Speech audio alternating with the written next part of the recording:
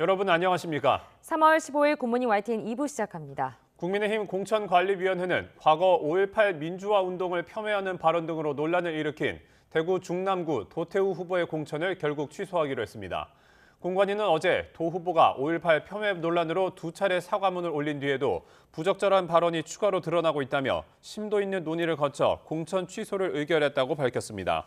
앞서 공관위는 지난 12일 5.18 관련 발언에 관한 도 후보의 사과의 진정성이 인정된다며 공천을 유지하기로 했지만 도 후보가 지난 2019년 태극기 집회에서 고 노무현 전 대통령과 문재인 전 대통령을 향해 부적절한 발언을 한 사실이 추가로 알려지면서 논란이 확산했습니다. 국민의힘 공천관리위원회는 돈봉투 수수 의혹이 불거진 정우택 의원의 충북 청주 상당 지역구 공천을 취소하고 서승우 전 충북행정부지사를 전략 공천하기로 했습니다. 정영환 공관위원장은 어제 서울 여의도당사 브리핑에서 불미스러운 상황이 지속적으로 발생하고 여러 증거를 종합했을 때 당이 강조한 국민의 눈높이 및 도덕성 기준에 미치지 못하는 사안으로 판단했다며 이같이 밝혔습니다. 앞서 일부 언론은 정 의원이 자신의 지역구에 있는 카페 사장 A씨로부터 돈 봉투를 받는 모습이 담긴 CCTV 영상 등을 보도했습니다. 정 의원은 그러나 정치적 음해라며 돈 봉투를 돌려줬다고 반박했습니다. 정영환 공관위원장의 발표 내용 직접 들어보시겠습니다.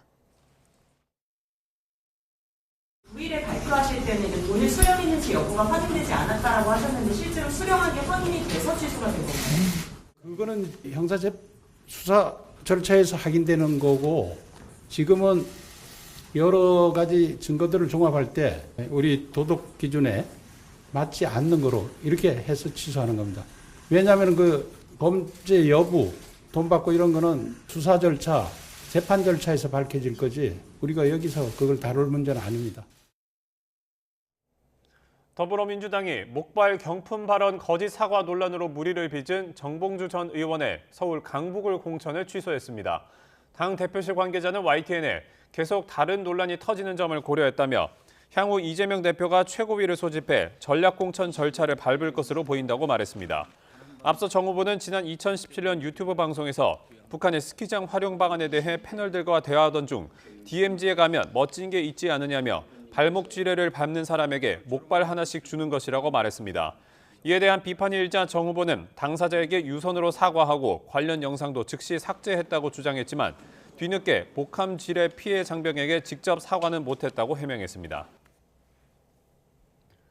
국민의힘 한동훈 비상대책위원장은 주요 격전지 가운데 한 곳인 이른바 낙동강 벨트를 찾았습니다. 최근 잇따라 방문한 수도권에 이어 PK 표심 공략에 집중했습니다. 박정은 기자입니다. 한동훈 위원장이 원톱 선대위 구성 뒤 첫 대규모 유세 현장으로 부산과 경남을 선택했습니다. 공천장을 받아든 지역 후보들도 총출동했습니다. 전통시장에서 시민들과 접촉면을 넓히며 경제를 살리겠다고 목소리를 높였습니다. 물가가 많이 올라가 너무 죄송스러운데요. 저희가 물가 잡고 잘하겠습니다.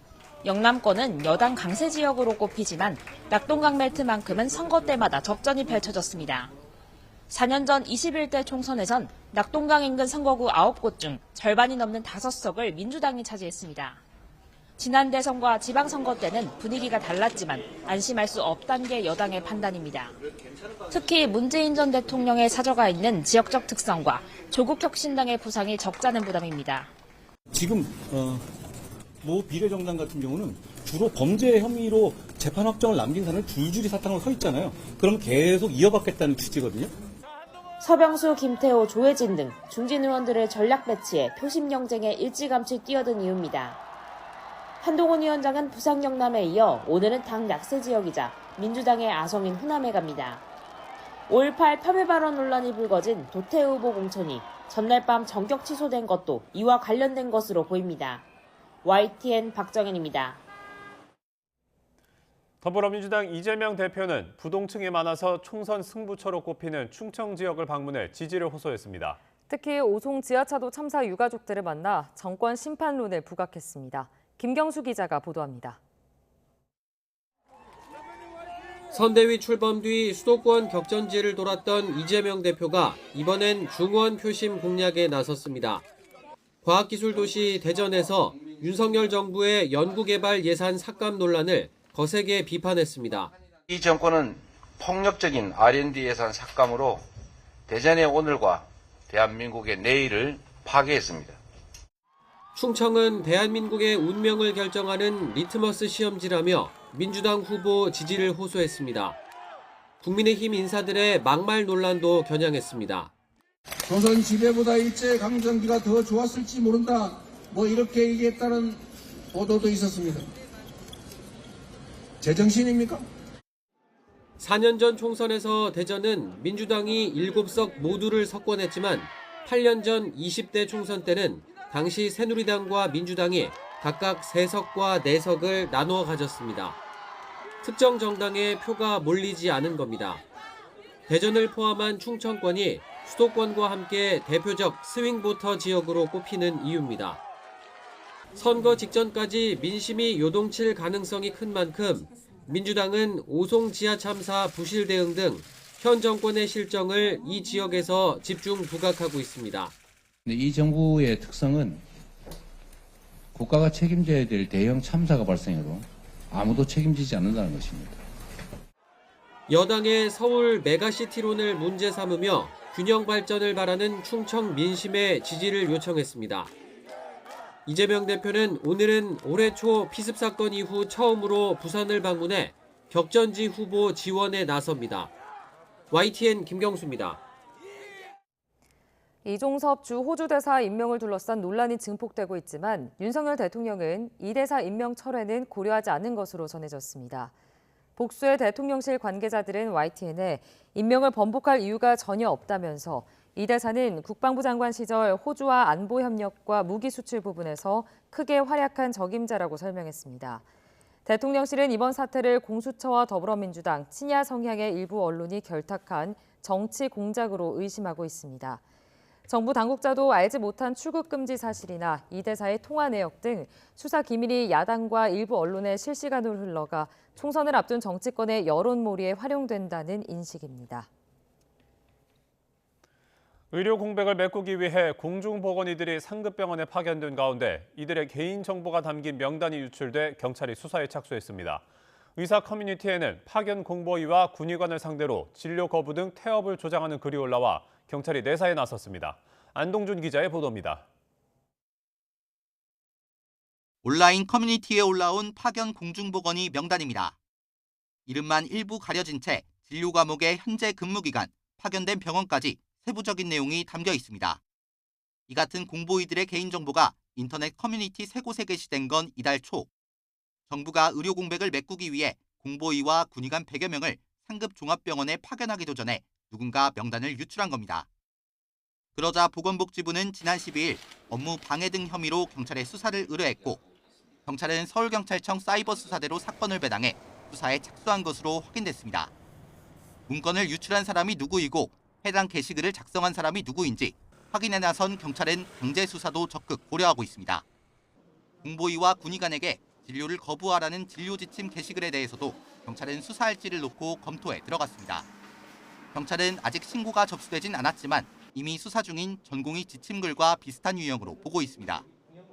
해당 게시글에는 병원에서 군의관과 공보의에게 강제로 일을 시킬 권한이 없다며 걸려오는 전화도 받지 말라는 지침이 담긴 것으로 알려졌습니다.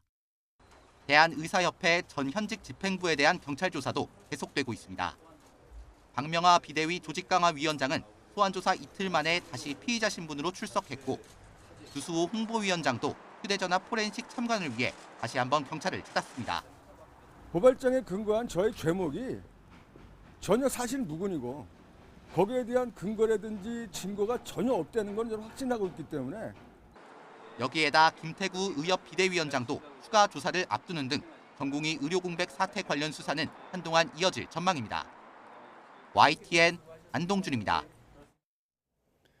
의과대학별로 긴급 총회가 이어지면서 의대 교수들의 사직서 결의가 잇따르고 있습니다. 정부는 어떤 직역에서도 정원 문제를 협상하는 사례는 없다며 뜻을 굽히지 않고 있습니다. 김혜연 기자입니다.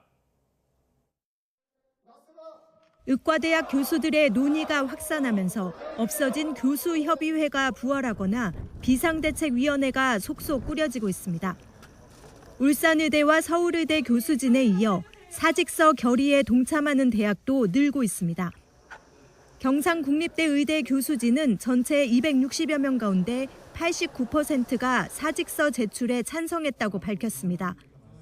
대구 가톨릭대 의대와 충북대 의대 등에서도 잇따라 임시총회를 열고 사직서 제출을 결의한 걸로 전해졌습니다. 전공의와 전임의에 이어 교수진에까지 사직 움직임이 확산하자 의료계 내부에서 정부의 결단을 호소하는 목소리가 잇따르고 있습니다. 지금은 뭐 전부 다 이제 홀드됐죠. 설사 합의가 된다 하더라도 많은 전공의들이 복귀하지 않을 것 같다. 정부가 너무 강경하게 전혀 그 대화의 뜻이 없는 것 같아요. 의사협회도 연일 공방이 전방위로 확산하는 데 대한 화살을 정부에 돌리고 있습니다. 사법부와 국제기구의 판단에 맡기게 된 현 상황에 대한 책임은 바로 불통으로 일관해온 정부에 있습니다. 정부는 그러나 변호사나 약사 등 어느 직역에서도 정원 문제를 협상하지 않는다며 2,000명 증원에 대해 강경한 입장입니다. 또 전공의들의 사직 한 달이 지나면 자동 사직 처리된다는 주장도 사실이 아니라며 업무 개시 명령이 유효하다고 강조했습니다. 전공의들은 뭐 4년이라든지 단년이라든지 이렇게 그 약정이 있는 근로계약에 해당되어서 동조항의 적용 대상이 아님을 말씀을 드립니다. 이런 가운데 정부는 소아 중증 진료에 1조 3천억 원을 지원하고 지역의료 발전 기금 신설을 검토하기로 하는 등 의료 개혁에 속도를 내고 있습니다.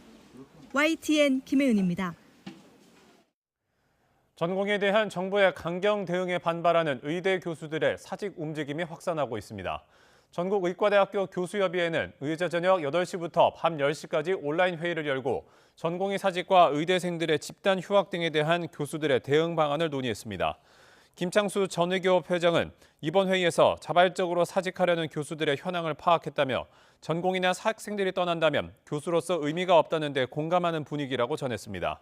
앞서 별도로 꾸려진 전국의대 교수 비상대책위원회는 오늘까지 사직서 제출 여부에 대한 논의를 마치기로 했습니다. 문재인 정부의 통계 조작 의혹을 수사해온 검찰이 김수현, 김상조 전 청와대 정책실장 등 11명을 재판에 넘겼습니다. 한국부동산원과 통계청 직원들을 압박해 부동산과 고용, 소득 통계를 조작한 혐의가 확인됐다고 밝혔는데요. 함께 수사 대상에 올랐던 장하성, 이호승 전 정책실장은 혐의 없음 처분했습니다. 양동훈 기자가 전해드립니다. 대전지검은 문재인 정부 시절 통계 조작 의혹과 관련해 김수현, 김상조 전 청와대 정책실장 등 11명을 재판에 넘겼습니다. 두 정책실장과 김현미 전 국토부 장관 등 7명은 한국부동산원에 부당한 압력을 행사해 2018년부터 약 4년간 주간 주택가격 변동률을 125차례 조작한 혐의를 받습니다. 통계 조작을 위해 부동산원에 관련 자료를 주 3회 미리 보고하도록 지시했다고 밝혔습니다.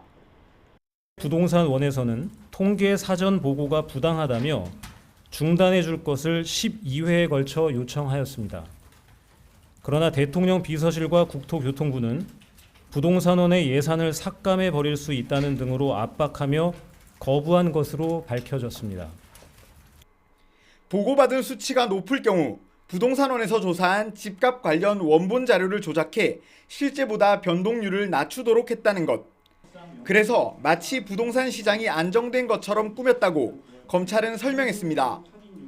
특히 지난 2020년 국회의원 선거 직전과 정부의 부동산 대책 시행 직후에 조작이 집중됐다고 덧붙였습니다. 검찰은 통계 조작 때문에 국민들이 주택시장 상황을 제대로 판단할 수 없게 됐고 국가 통계에 대한 신뢰도 무너졌다고 지적했습니다. 김상조 전 실장과 강신욱 전 통계청장, 홍장표 전 경제수석 등은 고용, 소득 관련 통계 자료 작성에 부당하게 개입하거나 반출 불가능한 자료를 불법적으로 받아본 혐의를 받고 있습니다. 중요 정책 책임자들이 권한을 남용하여 정책 실패를 감추고 국민의 여론을 왜곡하기 위해 국가 통계의 정확성과 중립성을 정면으로 침해하고 검찰은 감사원 의뢰로 수사 대상에 올랐던 22명 중 장하성, 이호승 전 정책실장 등 11명에 대해서는 범죄 사실이 입증되지 않았다며 혐의 없음 처분했습니다. 총선 직전에 수사 결과를 발표했다는 지적에 대해서는 주요 피의자들의 구속영장이 기각돼 수사가 생각보다 길어진 거라고 해명했습니다. 또 현재 통계법의 최대 형량이 징역 3년이고 공소시효도 5년으로 짧아 정권 초기 범죄를 사실상 처벌할 수 없는 상황이라며 형량을 늘리는 등의 보완 대책이 필요하다고 강조했습니다. YTN 양동훈입니다. 가상화폐를 저렴하게 팔겠다며 피해자를 유인한 뒤 경찰을 사칭해 돈을 뜯어내려던 일당이 경찰에 붙잡혔습니다. 서울경찰청은 그제 오후 서울 역삼동 일대에서 30대 남성 등 5명을 강도 미수 등의 혐의로 체포했습니다. 이들은 가상화폐 할인 판매를 미끼로 피해자를 불러낸 뒤 경찰을 사칭한 다른 일행이 나타나 현금 1억 3천만 원을 압수하겠다며 빼앗으려다 미수에 그친 것으로 파악됐습니다. 피해자 신고를 받고 출동한 경찰은 강남역 인근에서 피해자 4명을 찾아냈고 검문 검색 과정에서 가짜 경찰 공무원증을 발견해 현행범으로 붙잡았습니다. 대학에서 입주 기업들에게 자문을 해준다며 돈만 받고 자문을 해주지 않는다면 얼마나 황당할까요?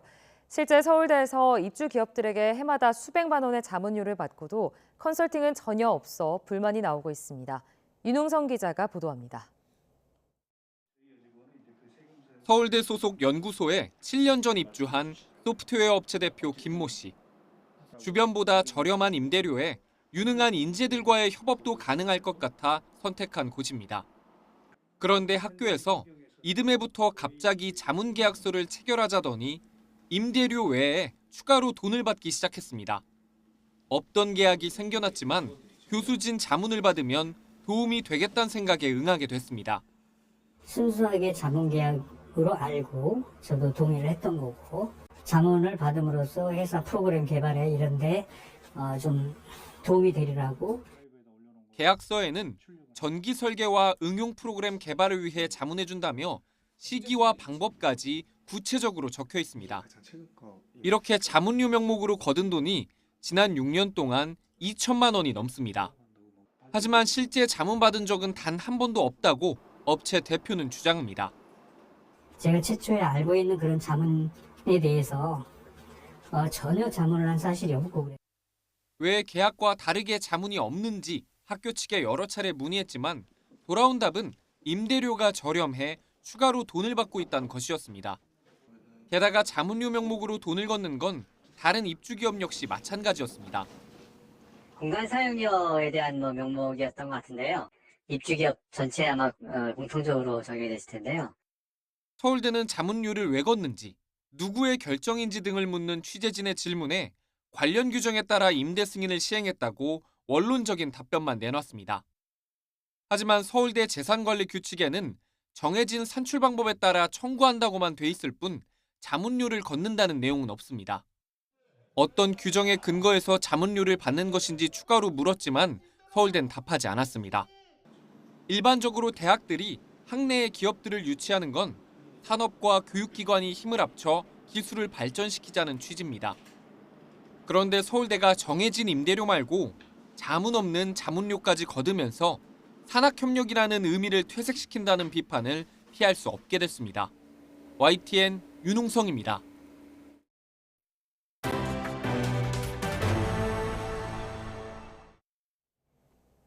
푸틴 러시아 대통령이 5선에 도전하는 러시아 대선 투표가 오늘부터 사흘 동안 치러집니다.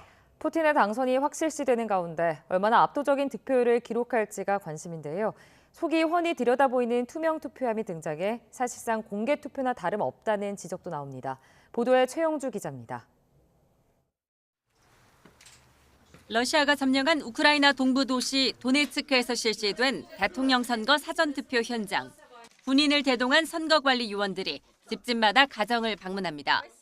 직원이 잠시 시선을 피하지만 투명한 투표함에 용지를 접지도 않고 그대로 넣습니다. 사실상 공개 투표나 마찬가지입니다. Я жду, что мы выберем достойного президента, который обеспечит нам в перспективе хорошую жизнь. 이번 대선에는 푸틴을 포함해 모두 4명이 출마했는데 다른 후보들의 존재감이 미미해 푸틴 대통령의 5선 당선이 사실상 확실시됩니다. 반정부 성향 인사들은 후보 등록이 거부돼 출마가 아예 좌절됐습니다. 관건은 선거 전 마지막 여론조사 예측대로 푸틴의 득표율이 80%를 넘을지 여부입니다. 실제 80%대 득표율로 당선된다면 지난 2018년 76.7%를 넘어서는 역대 최고 기록이 됩니다. 푸틴은 우크라이나 전쟁에 대한 정당성을 확보하기 위해서라도 압도적 득표율이 필요한 상황입니다. Все это происходит на фоне неудач на линии соприкосновения, на линии фронта. Ни одной из целей, которую они ставили перед собой в прошлом году, они не достигли. 이번 러시아 대선은 처음으로 사흘간 치러지고 온라인 투표도 도입됩니다. 모두 투표율을 높이기 위한 조치지만 공정한 선거 감시가 어려워 조작 선거 우려도 나옵니다. Впереди голосование на выборах президента. Да, они полная фикция и фальшивка. Путин нарисует себе любой результат, который ему по душе. 푸틴이 이번에 5선에 당선된다면 2030년까지 30년을 집권하게 되는데 이는 옛 소련 시절 스탈린의 29년 독재를 넘어서는 기록입니다. YTN 최영주입니다. 요아브 갈란트 이스라엘 국방부 장관이 가자지구 최남단 도시 라파 공격이 임박했음을 시사했다고 현지 매체가 보도했습니다. 이스라엘 국방부에 따르면 갈란트 장관은 가자지구를 방문해 지상과 지하 모두에서 대단한 작업이 진행됐다며 우리 군은 구석구석까지 진격했고 결국엔 테러범에게 안전한 곳은 없을 것이라고 말했습니다. 미국 민주당 상원 원내대표가 이스라엘 네타냐후 내각의 교체를 사실상 촉구했습니다. 척 슈머 상원 원내대표는 상원회의에서 많은 이스라엘인이 정부의 비전과 방향에 대해 신뢰하지 않는다며 이 중대한 시점에 새로운 선거가 이스라엘의 건전하고 개방적인 의사결정 과정을 위한 유일한 길이라고 믿는다고 밝혔습니다. 팔레스타인 가자지구에서 4개월 동안 숨진 어린이 수가 전 세계 분쟁 지역의 최근 4년간 수치보다 많다고 유엔이 전했습니다. 필립 라자리니 유엔 팔레스타인 난민구호기구 집행위원장은 소셜미디어를 통해 놀라운 일이며 가자지구 전쟁은 아이들에 대한 전쟁이라며 이같이 밝혔습니다. 라자리니 위원장은 가자지구 보건부 자료를 인용해 전쟁으로 지난해 10월부터 지난달까지 팔레스타인에서 어린이 12,300명이 숨졌다고 설명했습니다. 중국의 이커머스 알리익스프레스가 한국의 가공식품에 이어 딸기와 한우 등 신선식품까지 판매를 본격화하고 있습니다. 알리와 테무, 쉬인 등의 공습으로 국내 온라인 쇼핑몰 폐업이 급증하고 있는데 알리바바 그룹은 투자를 더 확대한다는 전략입니다. 김선희 기자가 보도합니다. 알리익스프레스의 한국 상품관 K베뉴입니다. CJ제일제당과 햇반, 비비고 만두, 농심의 컵라면까지 판매합니다. 가공식품만이 아닙니다. 논산 딸기와 강원 한우, 통영 장어까지 우리나라 토종 신선식품이 즐비합니다. 요즘 물가도 너무 비싼데 이렇게 싼 가격에 한국에서 바로 보내준다고 하니까 중국 앱이라도 전혀 찝찝하지 않고 너무 잘 쓰고 있어요. 알리는 식품에서도 초저가를 내세우고 있습니다. 입점 판매 수수료를 받지 않고 광고도 지원하며 전방위 공세를 펼치는 분위기입니다. 삼양식품과 대상, 풀무원도 입점을 검토 중이고 오뚜기도 고민 중인 것으로 알려졌습니다. 알리가 계획 중인 한국 물류센터 건립까지 이루어지면 파장이 만만치 않을 전망입니다. 물류센터를 지면은 지금 일주일 걸리는 중국 해외 직구가 여기서 바로 나가기 때문에 빠르면 하루, 늦어도 이틀 만에 도달하기 때문에 점점 더 강력한 그 파워를 지닐 수 있을 것 같습니다. 고객들 입장에서는 좀 더 싼 알리로 넘어갈 확률이 높죠. 이런 가운데 알리 모기업인 알리바바 그룹은 우리나라에 1조 원 이상 투자할 계획인 것으로 전해졌습니다. 한국 기업이 해외 판로를 확대하도록 지원하고 소비자 보호에도 적극 나서겠다는 겁니다. 알리바바는 이에 대해 아직 구체적인 계획을 밝힐 순 없어도 한국 투자를 계속 확대해 나가는 것은 확실하다고 밝혔습니다. 알리는 장밋빛 전망을 내놓고 있지만 중국 이커머스의 공세로 국내 온라인 쇼핑몰 폐업은 급증했습니다. 4년 전 4만여 건이었던 폐업 건수가 지난해는 8만 건에 육박할 만큼 급격히 늘었습니다. 특히 패션 관련 온라인 쇼핑몰이 많았는데 지난해 2만 4천 건이 넘었고 올 들어 두 달에만 7천 개가량이 문을 닫았습니다. 중국 이커머스의 전방위적인 공세 속에 국내 온라인 유통시장에 대규모 지각 변동이 계속되고 있습니다. YTN 김선입니다.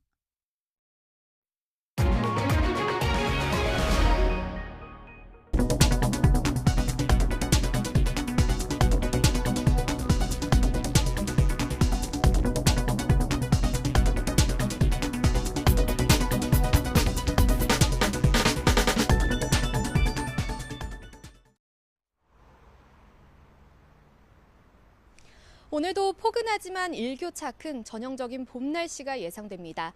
현재 4.2도를 보이고 있는 서울 기온, 한낮에 15도까지 올라 어제와 비슷하겠습니다.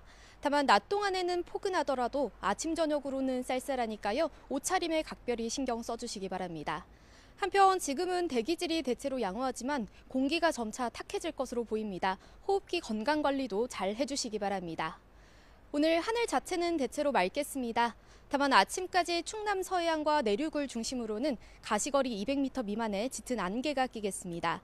또 대기가 정체되고 중국발 스모그가 유입되면서 서울 등 중부지방은 종일, 전북과 영남지방은 오전 한때 초미세먼지 농도가 나쁨 수준을 보이겠습니다. 먼지는 주말인 내일도 계속될 전망입니다. 오늘 아침은 어제보다 1에서 3도가량 높게 출발하고 있습니다. 현재 서울 기온은 4.2도, 부산 10도를 나타내고 있습니다. 한낮에는 서울 15도, 강릉 22도, 대구 20도로 강원 동해안과 영남 지방은 20도 안팎까지 크게 오르겠습니다. 주말인 내일은 서울 낮 기온도 17도까지 오르며 고온 현상이 절정에 달하겠습니다. 다만 내일 오후부터는 남부 지방에, 휴일에는 중부와 전북에 비가 내릴 전망입니다. 현재 동해안을 중심으로는 건조특보와 강풍특보가 동시에 내려져 있습니다. 산불 등 대형 화재가 발생하지 않도록 각별히 유의하시기 바랍니다. 지금까지 YTN 원희다입니다.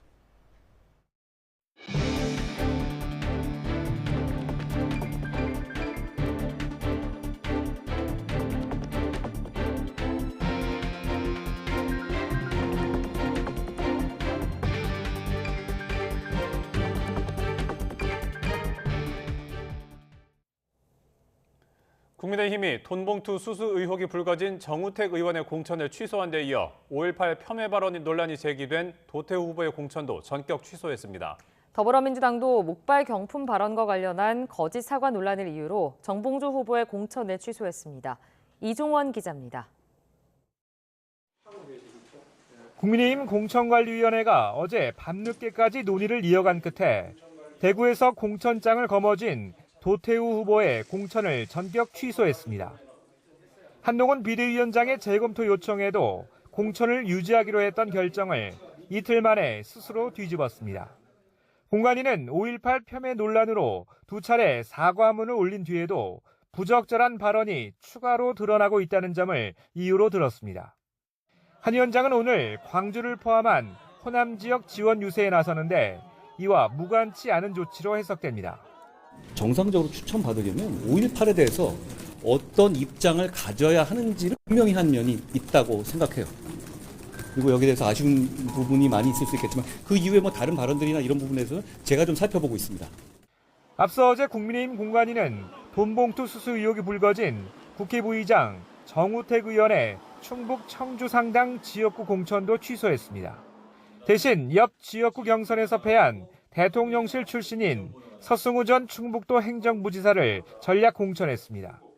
정우택 후보에 대한 불미스러운 상황이 지속적으로 발생하고 있습니다. 국민의 눈높이 및 도덕성 기준에 미치지 못하는 사안으로 판단하게 됐습니다.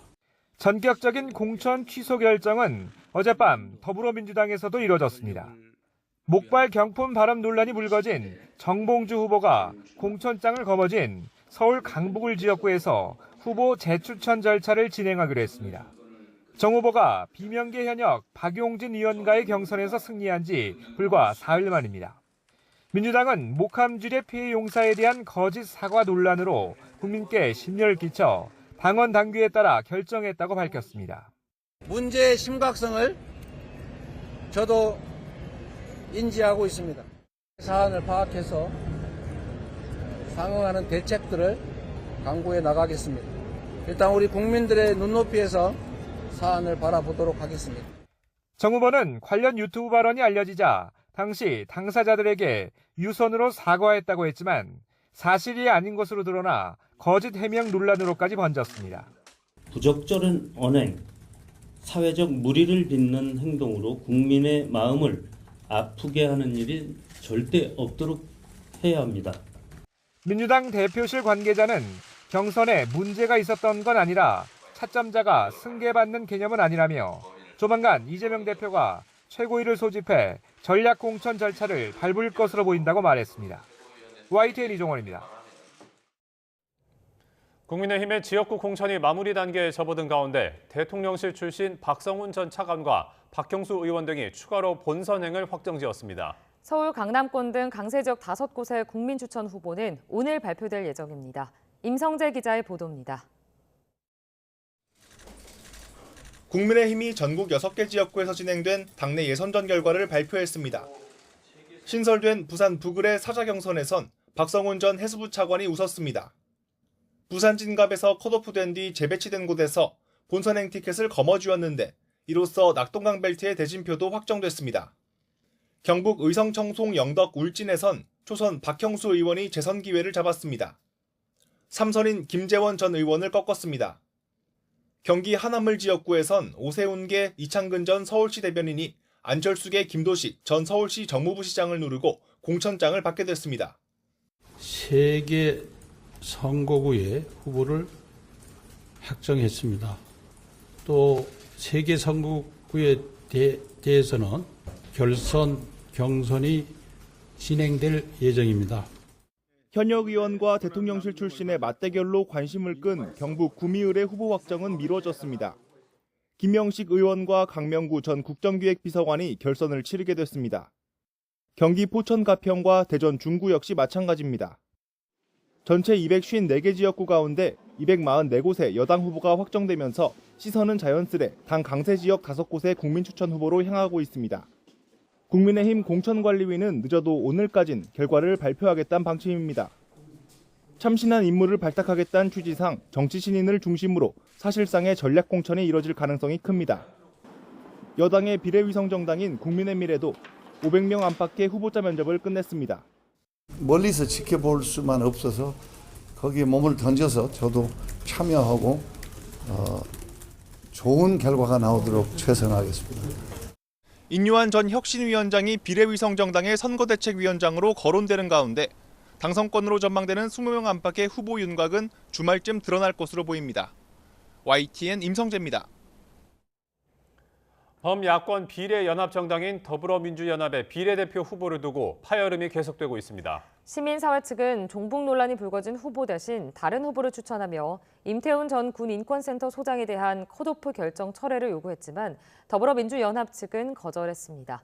박계환 기자입니다. 반미 종북 논란에 자진 사퇴한 여성 후보 2명 대신 시민사회 측은 다른 후보 2명을 더불어민주연합에 다시 추천했습니다. 기존 여성 3, 4위 후보였던 서미화 전 국가인권위원회 비상임위원과 이주희 민주사회를 위한 변호사 모임 사무차장입니다. 민주당의 재추천 요구를 일단 수용한 듯하지만 병역 기피를 이유로 임태훈 전 소장이 컷오프된 건 강하게 비판했습니다. 긴급 회의까지 열면서 결정 철회를 요구했습니다. 임태훈 후보는 개인의 문제를 넘어서서 상당한 시대적 가치를 갖고 있습니다. 가치가 있다면 실이 있더라도 단체로 나가는 것이 받아들여지지 않으면 다른 후보 3명의 추천도 철회하는 등 더 강력히 대응하겠다고 엄포를 놨습니다. 하지만 더불어민주연합은 임 전 소장 대신 다른 후보를 오늘까지 추천해달라며 시민사회의 요구를 일축했습니다. 비례대표 특성상 후보 자질은 무엇보다도 중요합니다. 선거에서 승리 가능성, 국민의 기대, 공정과 상식, 국민의 대표로서의 도덕성과 능력 등등 야권 비례의석을 놓고 조국혁신당과 경쟁하는 상황에서 종북 논란에 이어 병역 기피 논란까지 불거지면 중도층 표심 이탈이 우려되기 때문입니다. 비례연합정당을 주도하는 민주당 역시 비슷한 분위기입니다. 민주당 핵심 관계자는 YTN과 통화에서 임 전 소장의 컷오프는 안타깝지만 민주당이 대중정당인 만큼 이번 결정을 되돌릴 수는 없을 거라고 선을 그었습니다. 범야권 비례연합정당의 후보를 두고 논란이 끊이지 않는 가운데 시민사회 측과의 충돌이 연대 파기로 이어질지 아니면 극적인 봉합으로 마무리될지는 조금 더 지켜봐야 할 것으로 보입니다. YTN 박견입니다. 정부가 2,000명 늘린 2025학년도 의과대학 입학 정원을 배분하는 작업을 조만간 마무리할 것으로 알려졌습니다. 대통령실 관계자는 교육부와 복지부를 중심으로 운영하는 정원 배정 심사위원회에서 속도감 있게 논의해서 정원 배정을 철저히 준비해 나갈 예정이라고 밝혔습니다.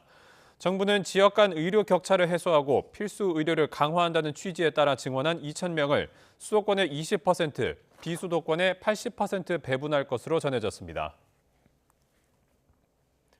전국의 의과대학 교수들이 정부의 의대 증원 정책에 반발하며 제기한 행정소송이 어제 본격적으로 시작됐습니다. 교수협의회는 보건복지부 장관이 의대 증원을 결정할 권한이 없어 무효라고 주장했지만 정부는 오히려 교수협이 소송을 낼 자격이 없다고 맞섰습니다. 김다현 기자가 보도합니다. 정부의 의대 증원을 일단 멈춰달라며 전국 33개 의과대학 교수들이 제기한 집행정지 신청 신문기일이 열렸습니다. 법정에서 의대 교수협의회 측은 정부의 의대 증원 결정에 법적 정당성이 없다고 주장했습니다. 정부가 대입 전형 시행 계획을 입학년도에 1년 10개월 전까지 공표하도록 한 고등교육법을 무시했다는 겁니다. 또 권한이 없는 복지부 장관이 의대 증원을 결정하고 교육부 장관이 후속 조치를 하는 것도 위법해 증원 자체가 무효라고 강조했습니다. 반면 정부는 지금이 의료 위기를 해소할 마지막 골든타임이라면서 의대 증원은 복지부 장관의 보건의료 정책상 결정이어서 고등교육법에 어긋나지 않는다고 반박했습니다. 또 정부는 대학의 증원 의사를 물었을 뿐이어서 행정소송 대상이 될 수 없고 특히 의대 교수들은 증원에 따른 불이익을 주장할 자격이 없다고 지적했습니다. 20분가량 진행된 신문을 마치고 협의회 측은 기자회견을 열어 작심 발언을 쏟아냈습니다. 선거를 앞두고 정부가 날조된 정보로 국민을 선동한다며 증원 철회를 거듭 촉구했습니다. 이 판결은 정말 현재의 혼란을 막을 수 있는 정말 중요한 판결입니다. 이번 소송과 별도로 전공의들은 정부의 업무 개시 명령이 강제노동이라며 국제노동기구에 개입을 요청했지만 정부는 생존이나 안녕을 위태롭게 하는 예외 요건에 해당한다며 한치도 물러서지 않았습니다. YTN 김다현입니다. 전공의와 의대생들에 이어 의과대학 교수들의 사직 움직임이 확산하고 있습니다. 서울대와 연세대, 울산대, 가톨릭대 등 전국 19개 의대 교수들로 구성된 비상대책위원회는 오늘까지 사직 여부를 정할 방침입니다. 사직서를 제출하기로 뜻을 모은 의과대학 교수들은 구체적인 행동 시기에 대해 다음 회의에서 논의를 이어갈 방침입니다. 앞서 교수들은 지난 12일 화상회의를 열고 전공의와 의대생이 무사히 복귀할 수 있도록 정부가 적극적인 대화에 나서지 않을 경우 교수들도 학교를 떠날 수밖에 없다고 밝혔습니다. 정부의 의대 증원에 반발한 전공의들의 이탈이 장기화하면서 성범죄 증거 채취도 차질을 빚고 있는 것으로 나타났습니다. 성폭력 피해자들의 의료 지원 등을 맡는 서울 해바라기 센터 4곳 가운데 정상적으로 증거 채취가 가능한 곳은 북부센터 한 곳에 불과한 것으로 확인됐습니다. 지난해 초중고생이 7만 명, 1.3% 줄었지만 사교육비 총액은 4.5% 증가한 27조 원을 넘어섰습니다. 3년 연속 역대 최대 기록 경신입니다. 통계청과 교육부의 초중고 사교육비 조사 결과를 보면 지난해 사교육비 총액이 27조 1천억 원으로 1년 전보다 1조 2천억 원, 4.5% 늘었습니다. 특히 고등학생 사교육비 총액이 7조 5천억 원으로 8.2% 늘면서 7년 만에 최대 상승폭을 보였습니다. 불과 몇 년 전만 해도 지역의 랜드마크가 되기 위해 건물의 층수를 더 높여서 지으려는 마천루 경쟁이 뜨거웠는데요. 이제는 공사비 부담의 실속을 택해 초고층 건물을 포기하는 사례가 늘고 있습니다. 윤혜리 기자가 전해드립니다. 서울 삼성동의 터파기 공사가 한창입니다. 오는 2028년 완공 예정인 현대자동차 그룹의 글로벌 비즈니스 센터 공사 현장입니다. 애초 지상 105층짜리 잠실 롯데타워보다 높은 빌딩을 지을 계획이었지만 최근 설계를 변경했습니다. 천정부지로 솟는 공사비 부담에 초고층 빌딩 대신 55층짜리 건물 2동을 포함해 모두 6개 동으로 나눠서 짓기로 했습니다. 층수를 절반으로 낮추면 공사 비용도 줄고 기간도 단축할 수 있기 때문입니다. 서울시가 랜드마크 설립을 위해 133층짜리 초고층 건물을 세우려 했던 부지입니다. 수익성이 낮아 20년째 공터로 남아 있습니다. 번번이 용지 매각에 실패하자 결국 층수 제한을 없애 6번째 입찰에 나섰습니다. 이처럼 공사비 부담이 커지면서 마천루 설립을 포기하는 사례가 속속 늘고 있습니다. 서울 성동구 한 재개발 조합은 분담금 부담에 투표를 거쳐 아파트 설계안을 70층 이상에서 50층 미만으로 변경했고, 서초구 재건축조합도 49층으로 아파트를 높이려다 조합원 반대로 계획이 무산됐습니다. 현재로서는 100층짜리 랜드마크를 짓겠다던 용산국제업무지구 역시 천문학적인 공사비 투입에 사업성이 불투명한 상황입니다. 3, 4년 전과 비교해서 공사비가 대략 한 30% 정도 증가했습니다. 부동산 경기도 좋지 않아서 임차인 구하기도 힘들거든요. 그래서 상징성을 좀 챙기기보다는 실용성을 택한 것으로 이렇게 보여집니다. 하늘과 더 가깝게, 더 높게 불붙었던 마천루 경쟁은 자재값과 인건비 등 비용 상승으로 당분간 보기 어려울 것으로 보입니다. YTN 윤혜리입니다. 오늘 새벽 경기도에 있는 불교 시설에서 불이 나 2명이 다쳤습니다. 남해 고속도로에선 달리던 차량 4대가 잇따라 부딪히는 사고가 났습니다. 밤사이 사건 사고 소식 권준수 기자가 전해드립니다. 어두컴컴한 밤 멀리 보이는 건물에서 불길이 치솟습니다. 화재 현장에 다가가는 소방차 한 대는 오르막길을 힘겹게 올라갑니다. 불이 난 곳은 경기도 남양주시 수동면에 있는 불교 시설. 그리고 화재 진압이 좀 많이 더딘 상황인데 이게 진입로가 너무 협소하다 보니까 이곳에서 잠을 자던 70대 여성은 건물 밖으로 빠져나오다 넘어져 팔을 다쳤고 60대 남성은 심한 화상을 입었습니다. 불은 2시간 반이 지나서야 꺼졌는데 소방당국은 정확한 화재 원인을 조사 중입니다. 어제 저녁 8시쯤엔 남해 고속도로 섬진강 휴게소 근처에서 차량 4대가 연달아 부딪혔습니다. 앞서 가던 화물차를 관광버스 한 대가 들이받고 뒤따라오던 다른 차량까지 잇따라 사고가 났습니다. 이 사고로 관광버스 운전자 60대 남성이 다리를 다쳐 병원으로 옮겨졌습니다. 다행히 버스 안에 탄 승객은 없었고 다른 운전자들도 다치지 않았습니다. 경기도 안산시 구봉도 근처에선 바닷가에서 놀던 외국인 유학생 4명이 고립됐다가 구조됐습니다.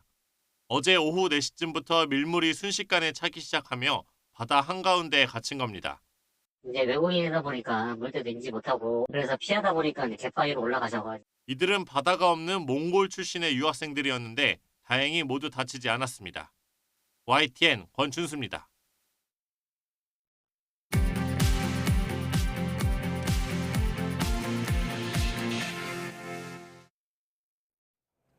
이 시각 세계는입니다.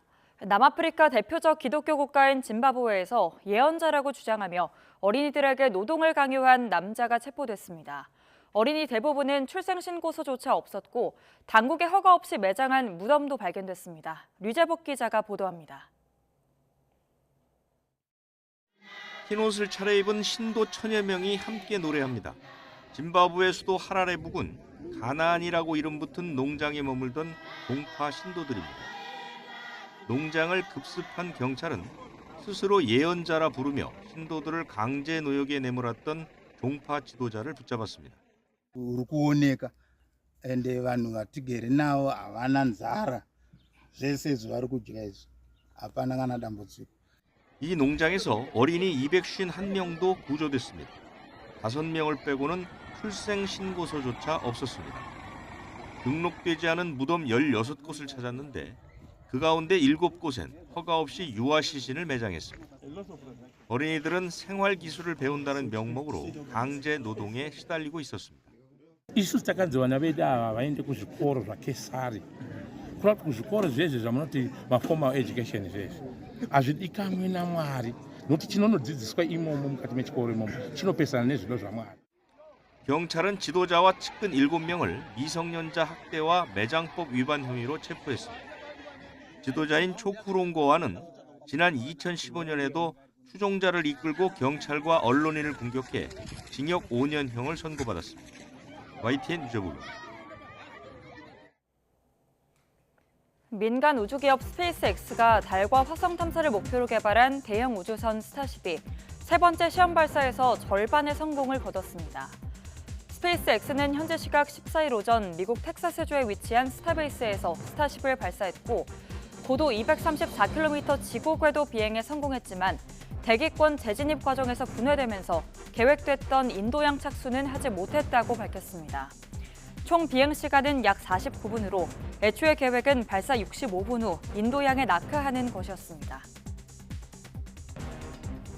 트럼프 행정부에서 재무장관을 지냈던 스티븐 무누신이 강제 매각 위기에 처한 중국의 동영상 플랫폼 틱톡 인수 의사를 밝혔습니다.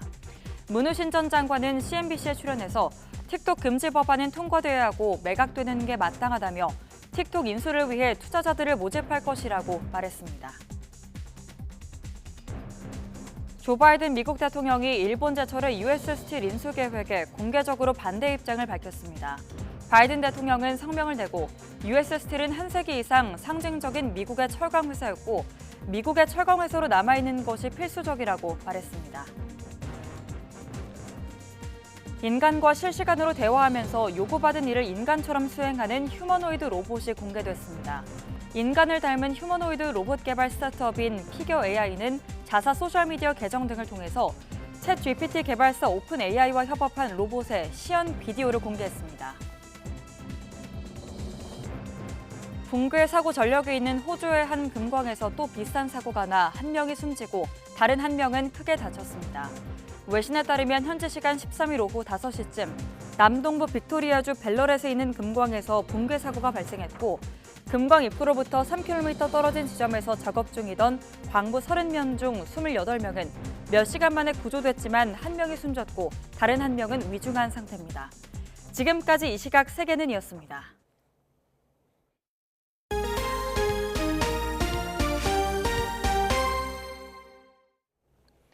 정부의 예산 삭감으로 출판계가 어려움을 호소하는 가운데 유인촌 문화체육관광부 장관이 취임 후 처음으로 출판계 인사들을 만났습니다. 국립현대미술관 서울관에서 열린 출판계 간담회에서 이광호 한국출판인회의 회장은 연간 우수도서 900종을 선정하는 세종도서 사업의 중요성을 강조하며 세종도서 지원을 받아 양서를 발간하는 작은 출판사들이 많다는 점을 고려해달라고 말했습니다. 프로배구 대한항공이 정규리그 최종전 승리로 1위를 탈환하고 역전 우승 희망의 불씨를 되살렸습니다. 대한항공은 19점을 올린 임동혁의 활약으로 KB손해보험의 3대0 셧아웃 승리를 거뒀습니다. 23승 13패로 정규리그를 마친 대한항공은 2위에서 1위로 올라섰습니다. 정규리그 최종 순위는 2위 우리카드가 삼성화재와 맞붙을 16일 경기 결과에 따라 결정됩니다. 여자부 경기에서는 IBK 기업은행이 한국도로공사에 3대2의 역전승을 거뒀습니다. 지난 시즌 리버스 스윕 우승의 주인공인 도로공사는 6위로 시즌을 마무리했습니다.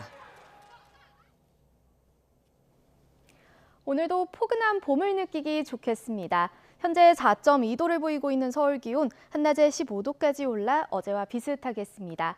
다만 아침, 저녁으로는 다소 쌀쌀하니까요. 겉옷으로 체온 조절 잘 해주시기 바랍니다. 공기도 깨끗하면 좋겠지만 오늘도 초미세먼지가 나타나겠습니다. 오늘 서울 등 중부지방은 종일, 전북과 영남지방은 오전 한때 공기가 탁하겠습니다. 오늘 전국이 대체로 맑겠습니다. 다만 아침까지 충남 서해안과 내륙을 중심으로는 안개가 짙게 끼겠습니다. 또 동해안을 중심으로는 건조특보와 강풍특보가 동시에 내려져 있습니다. 산불 등 화재 예방에 신경 써주시기 바랍니다. 오늘 아침은 어제보다 1에서 3도가량 높게 출발하고 있습니다. 현재 서울 기온은 4.2도, 부산 9.9도를 나타내고 있습니다. 한낮에는 강원 동해안과 영남 지방을 중심으로 20도 안팎까지 크게 오르겠습니다. 서울 15도, 강릉 22도, 대구 20도가 예상됩니다. 주말인 내일 오후부터는 남부 지방에, 휴일에는 중부와 전북에 비가 내릴 전망입니다. 날씨였습니다. 굿모닝 YTN 2부 마칩니다. 잠시 후 6시 50분 3부에서 뵙겠습니다.